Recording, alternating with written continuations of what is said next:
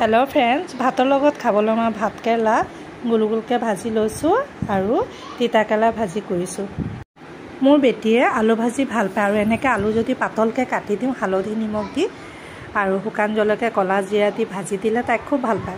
पातलके काटि लैसो सोनकालेও হৈ যাব और एटु আজি भातर लगत खाम बुली भाजिसो।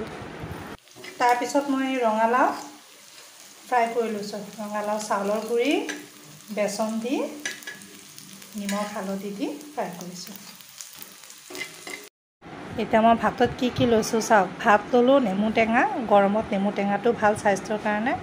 তাৰপিছত আলু ভাজি কৰিছিলো যে সেইখিনি ললো, তিতা কেৰেলা ভাজিছিলো সেইখিনি ললো, ৰঙালাও ফ্ৰাই কৰিছিলো সেইখিনি ললো, ভাত কেৰেলা গোল গোলকে ফ্ৰাই কৰাখিনিও ললো, আংকাল চিপছো ললো। আংকাল চিপছ খাই ভাল লাগে ভাতৰ লগত।